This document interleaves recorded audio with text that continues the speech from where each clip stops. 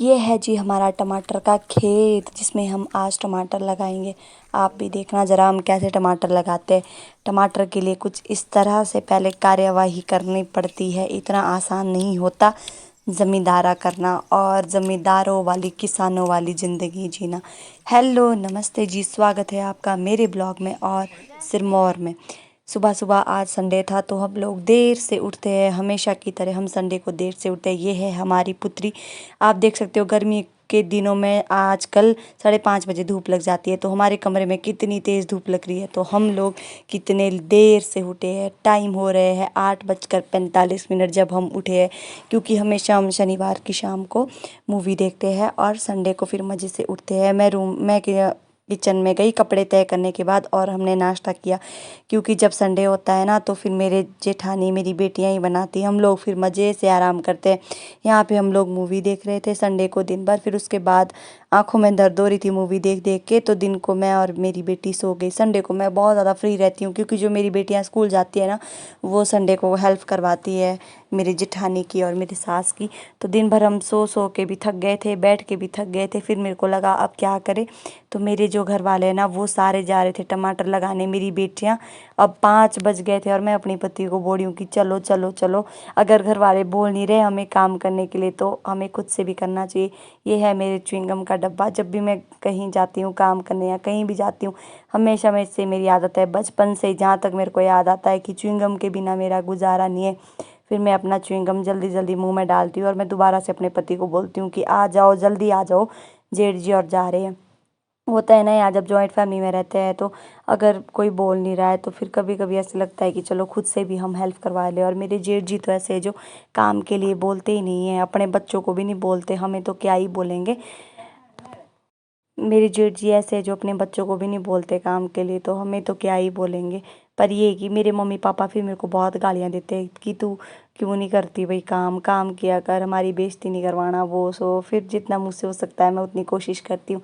यहाँ पे हम लोग सो गए थे दिन को और मेरे सास कर रहे थे शावड़ी होती है ना जो, उसकी गुड़ाई, और मेरे जेठ जी निकाल रहे थे टमाटर के पौधे। फिर उसके बाद जल्दी जल्दी से इन्होंने पौधे लगाए निकाले, क्योंकि 5 साढ़े 5 बजने वाले थे जब तक हम खेत में पहुँचे। मतलब 5 बजे हम सो के उठे, जब तक पौधे पौधे निकाले आराम आराम से खेत में पहुँचे। हमारे खेत ना नज़दीकी है, ये पीछे हमारे घर दिखाई दे रहे और नज़दीकी खेत है। ये वहाँ पे घर है नीचे को, और वहाँ हमने खेत के लिए जाना है, मतलब नज़दीक नज़दीक है खेत।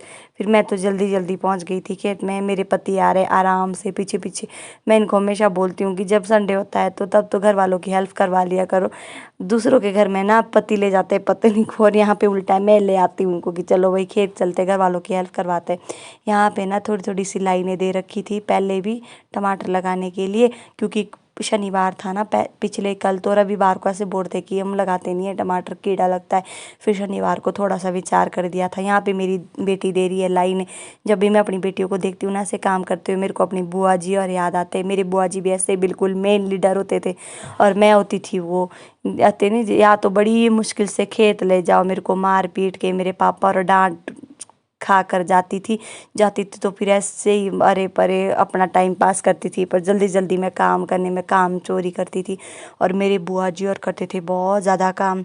ये आप देख सकते हो मेरी बेटियां और आ रहे, अब 5:45 हो रहे। मेरे घर में ना बहुत मज़े का काम करते हैं सब लोग। तो हम पहुँचे थे 5:30 खेत में, और ये आ रहे 5:45। यहाँ पर मेरी बेटी और मेरे बेटे ने लाइनें दे दी थी, और पीछे से मेरी जो बेटी जो हमने कल लगाए थे ना शनिवार को, उसकी सिंचाई कर रही है। और फिर यहाँ पर मैं भी लगा रही हूँ टमाटर। टमाटर का ऐसा काम है यार जो मैंने पहले भी किया है, सच बताऊंगी पहले भी किया है। भले ही मेरे को लड़ झगड़ के बड़ी मुश्किल से ले जाते थे खेत ना, मुझे ज़्यादातर ना बैल चराना पसंद था, जब भी मतलब छुट्टियाँ होती थी या जब तक मैं घर में पढ़ती थी।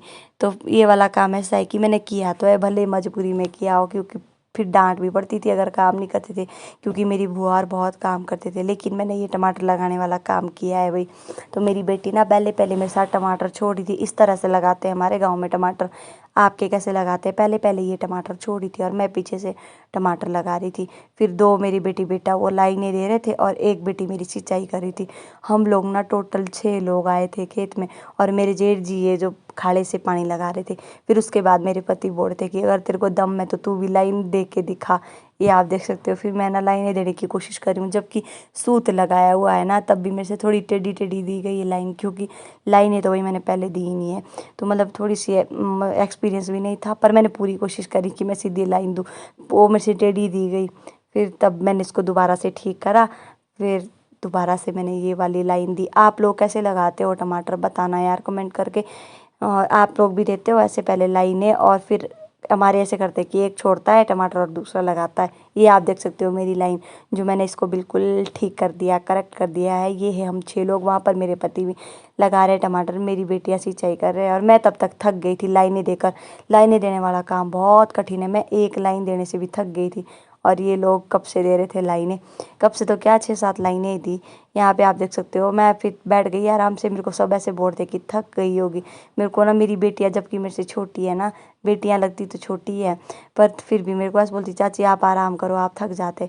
ये आप देख सकते हो। टोटल ना 8 लाइनें लगाई हमने, कल 4 लगाई थी, पिछले कल 8 लाइनें लगाई है। आज 6 लोग हम टमाटर लगाने वाले थे, और 8 लाइनें टोटल हमने लगाई है।